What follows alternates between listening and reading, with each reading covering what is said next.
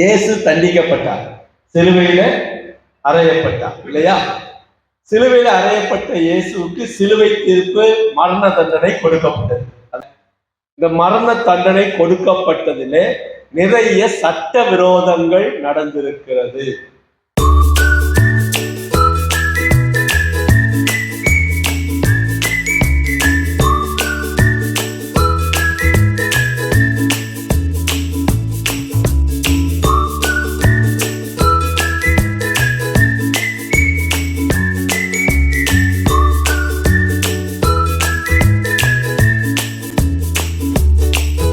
இந்த மரண தண்டனை கொடுக்கப்பட்டதிலே நிறைய சட்ட விரோதங்கள் நடந்திருக்கிறது.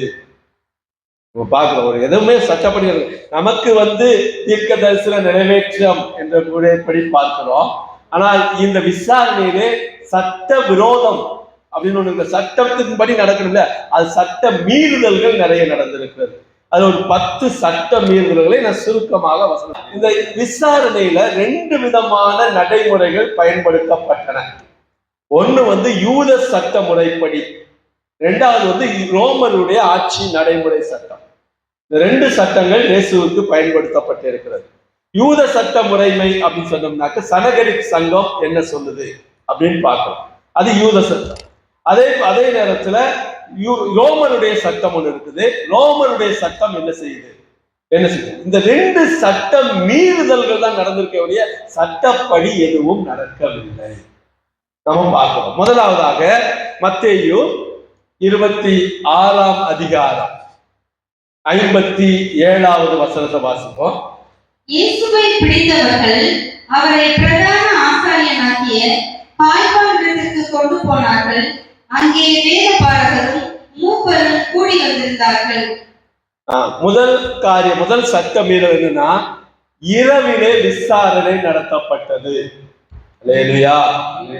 யூதர்களுடைய சட்ட முறைப்படி யூத வழக்குகள், யூதரை சார்ந்த வழக்குகள் பகலில் மட்டுமே விசாரணை செய்யப்பட வேண்டும்.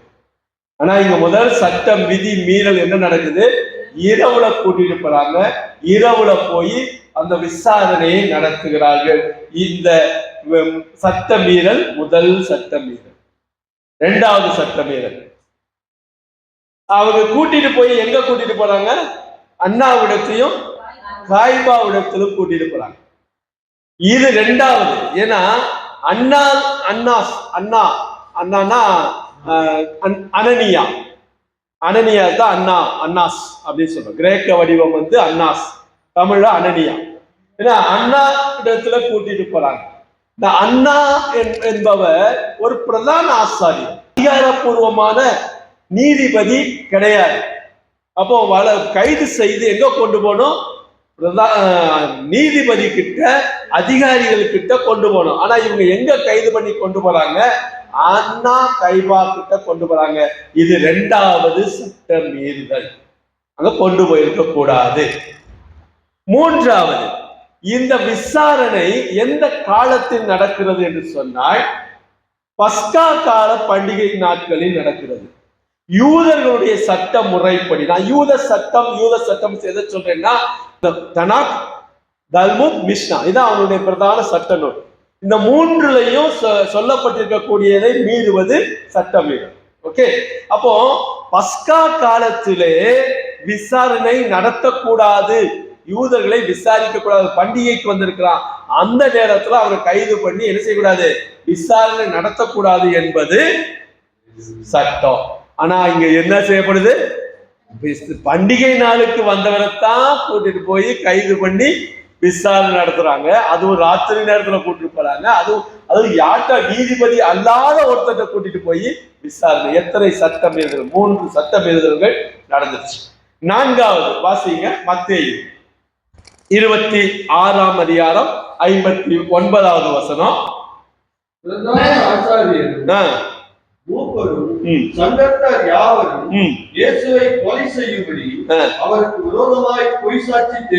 அவருக்கு விரோதமாக பொய் சாட்சி தேடினார்கள். அப்ப என்ன அர்த்தம்னா, உண்மையான சாட்சி எதுவுமே கிடைக்கல. பொய் சாட்சியவாவது புடிச்சு தண்டனை கொடுத்துடணும். அப்ப இது 4வது சட்டம். சாட்சி கிடைக்கல, விட்டுறணும். சாட்சி இல்லப்பா அப்படின்னு சொல்லி விடுதலையாக்குறது தான் சட்ட முறை. சட்ட முறைப்படி கையாளாம எப்படியாவது பொய் சாட்சியாவது பிடிச்சு அவர் என்ன செஞ்சிடணும், அவரை கைது பண்ணி விட வேண்டும் அப்படின்னு யூதர்கள் இன்னொரு உபாகமம் சொல்லுகிறது. 19ஆம் அதிகாரம் 15வது வசனத்துல நாம வாசிக்கிறோம், 2 அல்லது 3 சாட்சிகள் ஒத்து இருக்கணும். வாசிங்க, உபாகமம் 19:15. ஒருவன் எந்த அக்கிரமத்தையாவது எந்த பாவத்தையாவது செய்தான் என்று சொல்லப்பட்டால் ஒரே சாட்சியினால் நியாயம் தீர்க்க கூடாது. 2-3 சாட்சிகளை உடைய வாக்கினாலே காரியம் நிலைபெறப்பட வேண்டும். முதல் காரியம் அவங்களுக்கு சாட்சியே கிடைக்கல, அடுத்து 2வது காரியம் 2-3 சாட்சியாவது இருக்கணும். அப்ப இது ரெண்டுமே அங்க சட்ட விதிமீறல் நடந்திருக்கிறது. அடுத்து 5வது காரியம், மத்தேயு 26வது அதிகாரம் 65வது வசனம். அப்பொழுது பிரதான ஆசாரியன் தன் வஸ்திரங்களை பிடித்துக் கொண்டு, இவன் தேவ தூஷணம் சொன்னான், இனி சாட்சிகள் நமக்கு வேண்டியது என்ன? இதோ இவன் தூஷணத்தை இப்பொழுது கேட்டீர்களே. அவர் ஏதாவது பேசினாரா? விசாரணைக்கு அழைத்துட்டு போனதுல இருந்து அவர் என்ன செய்யல, எதுவுமே பேசல. ஆனா என்ன சொல்றாரு, இவன் தேவதூஷணம் சொன்னான் என்று இவன் வாயினாலேயே கேட்டீர்களே. அப்போ பேசாத ஒருத்தர் பேசுறான்னு சொல்லி முன்கூட்டியே தீர்ப்பு சொல்லிட்டாங்க. பாருங்க, முன்கூட்டியே தீர்ப்பு. ஒரு விசாரணை இருந்தா விசாரிச்சு இவர் என்ன பேசினாரு, அவர் என்ன பேசினாரு, என்னென்ன சொன்னாரு எல்லாத்தையும் கேட்டு தீர விசாரித்து அதுக்கப்புறம் என்ன செய்யப்படணும், தீர்ப்பு வழங்கப்பட வேண்டும். அந்த நடைமுறையானது இயேசுனுடைய மரணத்திலே கடைபிடிக்கப்பட இல்லை. அது 5வது சட்ட மீறுதலாக இருக்கிறது. அடுத்து 6வது, அங்க அந்த என்ன சொல்ற, காய்பா கேட்கிறான், நீ தேவனுடைய குமாரனா, நீ தேவனுடைய குமாரனா. இப்போ இது என்னன்னா, இப்ப இந்த கேள்விக்கு இயேசு என்ன பதில் சொல்லி ஆகணும், ஒன்னு ஆம்னு சொல்லணும், இல்லைன்னா இல்லைன்னு சொல்லணும். அப்போ இது எப்படின்னா, ஏய் நீ எடுத்தியா, நீ தானே எடுத்த, நீ தானே எடுத்த, நீ எடுத்தியான்னு கேட்கறது வேற, நீ தானே எடுத்த, நீ தானே, நீ தேவனுடைய குமாரனா. அப்படின்னா என்ன அர்த்தம், ஒருத்தனை வலிந்து கட்டாயப்படுத்தி பதில் சொல்ல வைக்கிறது. அப்ப குற்றவாளியை அவர் குற்றமே செய்யல, கட்டாயப்படுத்தி அவன் பதிலை வர வைப்பது, இது 6வது சட்ட மீறுதல். அவரிடத்துல கேட்டு அவர் சொல்லுவாங்க செல்ஃப் இன்கிரிமினேஷன், ஃபோர்ஸ் பண்றது.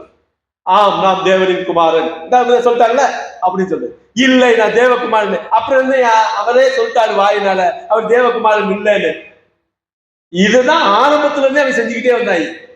ஒவ்வொரு இதுலயும் அவருக்கு கொக்கி போட்டு பேசிக்கிட்டே வந்தாங்க. அவர் நம்ம ஆண்டவர் பிடி கொடுக்காமலே சொல்லிட்டு வந்தார் இல்லையா. ஆக 6வது, குற்றவாளியை தானே சாட்சி சொல்லும்படியாக வற்புறுத்தியது 6வது சட்டமீறல் இல்லையா.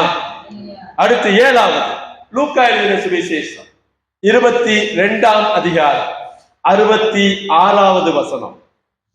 விடிய காலமான போது ஜனத்தின் மூப்பரும் பிரதான ஆசாரியரும் வேதபாரகரும் கூடி வந்து தங்கள் ஆலோசனை சங்கத்தில் அவரை கொண்டு வந்து நிறுத்தி, காலையில விசாரணை நடக்கிறது, நீ கிறிஸ்துவான்னு கேட்கிறாங்க. ஆண்டவர் தெளிவா சொல்லிட்டாரு, நான் சொன்னாலும் நீ என்ன செய்ய போற, வெற்றவா போற.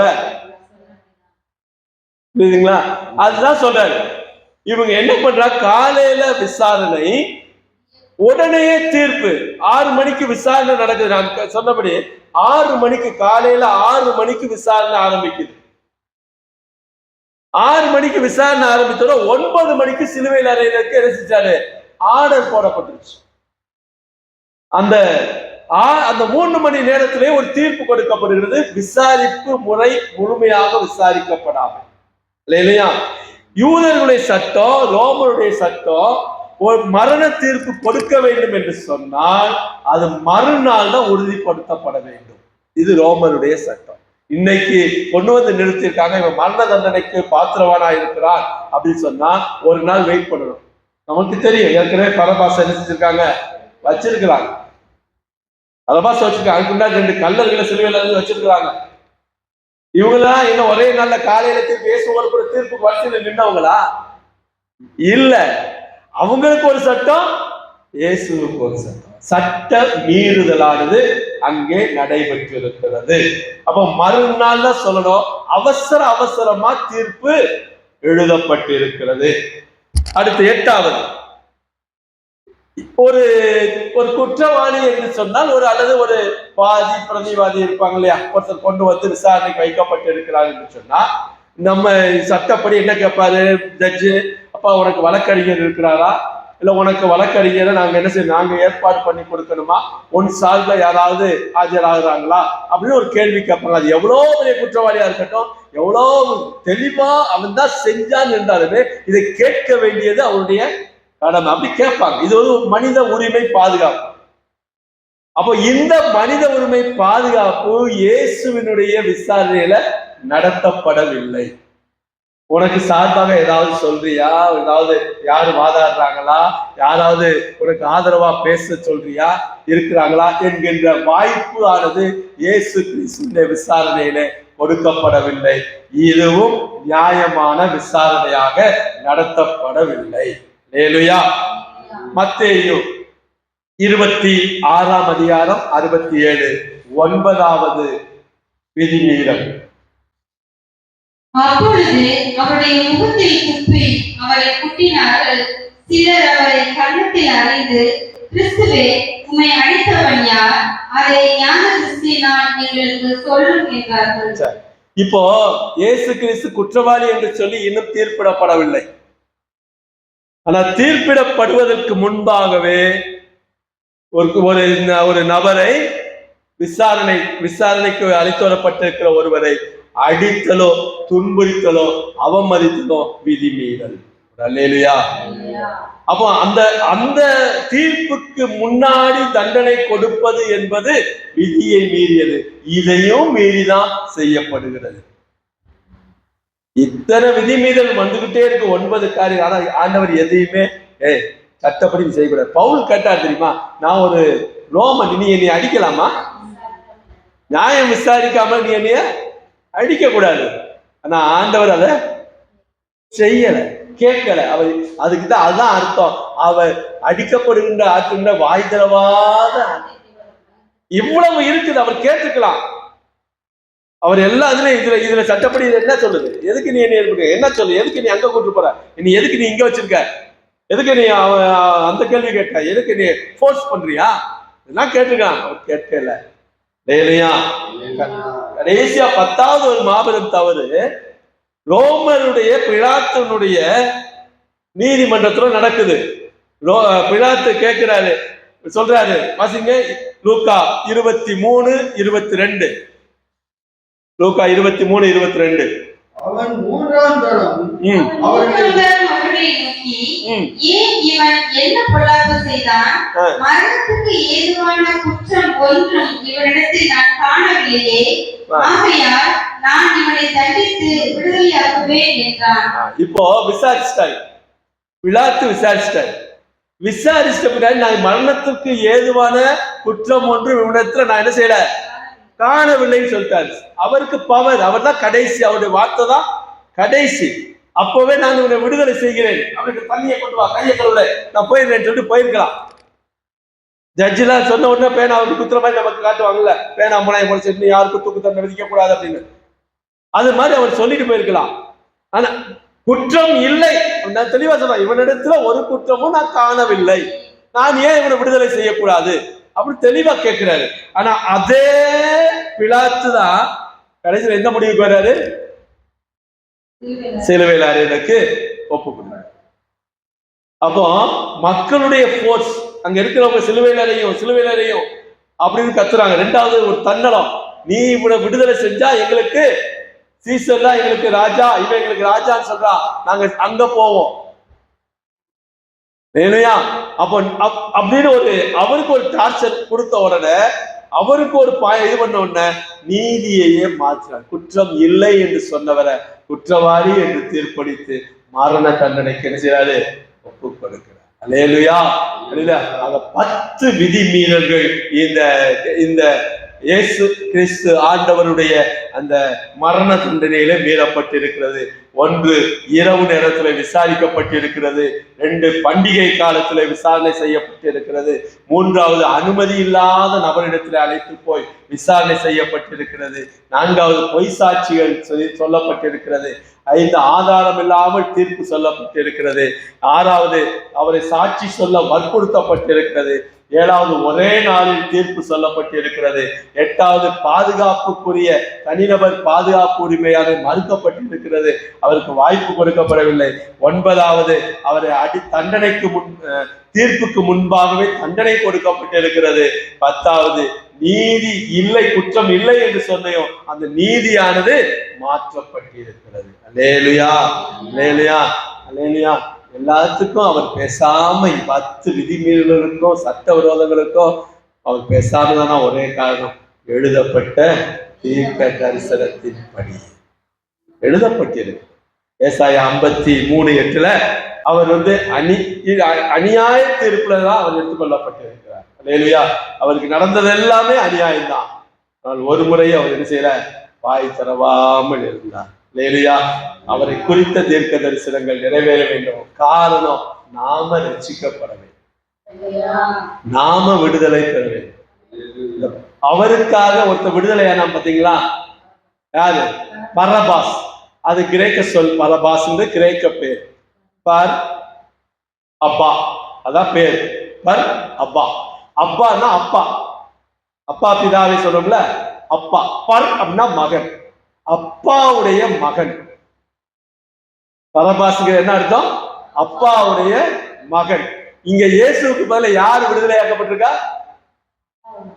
அப்பாவுடைய மகன். அப்பாவுடைய மகன்கள் இப்ப யாரு? இயேசுவுக்கு பதிலாக பரப்பாக்கள், நாம தேவனுடைய பிள்ளைகளாக நாம மாறணும்னா நமக்கு விடுதலை நமக்கு கொடுக்கப்பட்டிருக்கு. எத்தனை விதிமீறல்கள் நடந்தாலும் இயேசு ஏற்றுக்கொண்டார். எனக்காக, என்னுடைய மீட்புக்காக, என்னுடைய விடுதலைக்காக இயேசு ஏற்றுக்கொண்டார். நான் அவருடைய குமாரனாக இருக்கிறேன். அவர் என்னை ஆசீர்வதிக்கிறார். அதை நினைத்து பார்த்து சிலுவை பாடுகள் தியானங்கள் எல்லாம் ஆண்டவரை ஒப்பு கொடுப்போம். ஆண்டவரை ஏற்றுக்கொண்டு அவருடைய பாதை நடப்போம். கர்த்தர் நம்மை மேலும் ஆசீர்வதிப்பாராக. கர்த்தருடைய பரிசுத்த நாமத்திற்கு மகிமை உண்டாகும். அல்லேலூயா.